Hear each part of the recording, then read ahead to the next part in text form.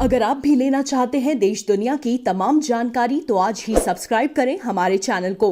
साथ ही नीचे दिए बेल आइकन को जरूर दबाएं ताकि हर अपडेट आप तक पहुंच सके। नमस्कार, प्रभात अक्षर न्यूज नेटवर्क और आप सभी का स्वागत है। अमेरिका में राष्ट्रपति चुनाव के लिए वोट डाले जा रहे हैं और मतदाता तय करेंगे कि अगले 4 साल देश के राष्ट्रपति पद की कमान डोनाल्ड ट्रंप के हाथ में रहेगी या फिर जो बाइडेन दुनिया के सबसे ताकतवर देश की कमान संभालेंगे।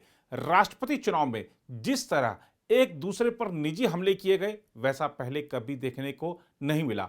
कोरोना वायरस, चीन और अर्थव्यवस्था इस चुनाव में प्रमुख मुद्दा बने रहे। अमेरिका में चुनाव संपन्न होने से शोरगुल वाले चुनाव प्रचार से तो राहत मिल जाएगी, लेकिन जिस तरह का तनाव वाशिंगटन और व्हाइट हाउस में देखने को मिल रहा है उससे पूरी दुनिया भी सकते में है कि इस बार राष्ट्रपति चुनाव परिणाम शीघ्र ही आएंगे या फिर कोई कानूनी लड़ाई देखने को मिलेगी। अमेरिका में कानून व्यवस्था की स्थिति बनाए रखने के लिए एजेंसियां सारे प्रयास कर रही हैं, लेकिन जिस तरह से हाल ही में बंदूकों की बिक्री में जोरदार वृद्धि हुई है उसको लेकर सबके मन में चिंता भी है। तमाम सर्वेक्षणों की रिपोर्टों को खारिज करते हुए ट्रंप यही दावा कर रहे हैं कि वह जीत रहे हैं और ट्रंप की बॉडी लैंग्वेज से अंदाजा लगाया जाए तो वह पद छोड़ने के मूड में नहीं है और इसके लिए तमाम कानूनी विकल्पों को आजमाना चाहेंगे।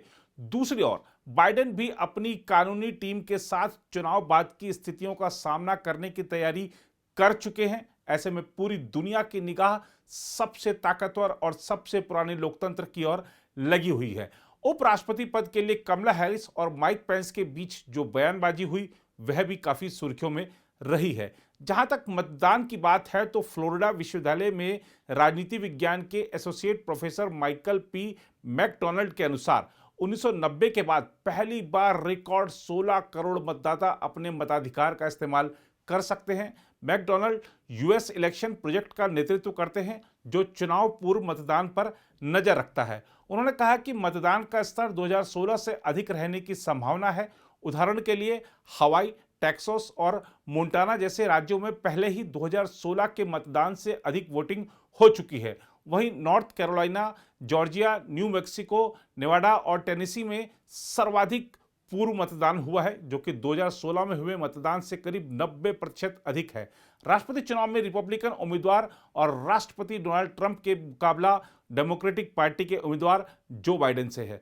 उधर अमेरिका के राष्ट्रपति डोनाल्ड ट्रंप ने उन खबरों को खारिज कर दिया है कि वह राष्ट्रपति चुनाव संपन्न होने से पहले ही जीत की घोषणा करने की योजना बना रहे हैं।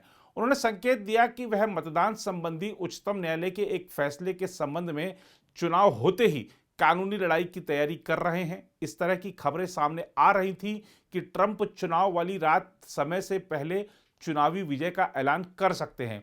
इस बारे में पूछे जाने पर उन्होंने नॉर्थ कैरोलिना के शार्लोट हवाई अड्डे पर संवाददाताओं से कहा, नहीं, यह गलत खबर है।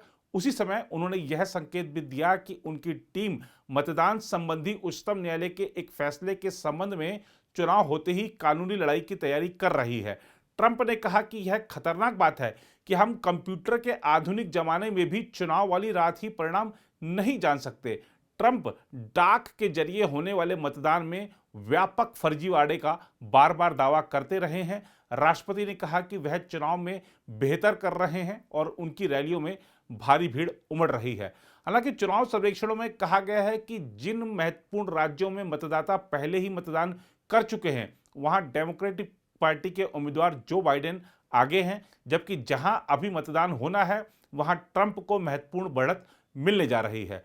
उधर अमेरिका में राष्ट्रपति पद के चुनाव में डेमोक्रेटिक पार्टी के उम्मीदवार जो बाइडेन ने कहा है कि देश पर विनाशकारी प्रभाव डालने वाली कोरोना वायरस वैश्विक महामारी को हराने की दिशा में पहला कदम चुनाव में राष्ट्रपति डोनाल्ड ट्रंप की हार सुनिश्चित करना होगा। बाइडेन ने देशवासियों से ट्रंप को हराने की अपील करते हुए पिट्सबर्ग में कहा कि ट्रंप ने पिछले 4 साल में कोई काम नहीं किया। बाइडेन ने कहा, वायरस को हराने की दिशा में पहला कदम डोनाल्ड ट्रंप की हार होगा। उन्होंने कहा, मेरा संदेश सीधा है, इस देश को बदलने की ताकत आपके हाथ में है। डोनाल्ड ट्रंप कितनी भी कोशिश करें मुझे फर्क नहीं पड़ता, लेकिन वे देश के लोगों को मतदान करने से रोकने के लिए कुछ नहीं कर सकते। बाइडेन यही नहीं रुके, उन्होंने कहा कि ट्रंप चाहते ही नहीं है कि आप सब मतदान करें। वह नहीं चाहते कि अमेरिका के लोग मतदान करें। उनका मानना है कि केवल अमीर लोगों को मतदान करना चाहिए और जब सब अमेरिकी मतदान करेंगे तो अमेरिका की बात सुनी जाएगी। उन्होंने कहा अब समय आ गया है कि डोनाल्ड ट्रंप अपना बोरिया बिस्तर बांध लें और घर जाएं। बाइडेन ने कहा हमने बहुत अराजकता देख ली, हमने बहुत नस्लवाद देख लिया, हमने बहुत ट्वीट, गुस्सा, घृणा और गैर जिम्मेदाराना व्यवहार देख लिया। हमें बहुत काम करना है। यदि मुझे राष्ट्रपति चुना जाता है तो हम काम करेंगे। हम पहले दिन से ही कोविड-19 को काबू करने के लिए काम करेंगे। उन्होंने ट्रंप पर अश्वेत अमेरिकियों को नुकसान पहुंचाने का आरोप लगाया।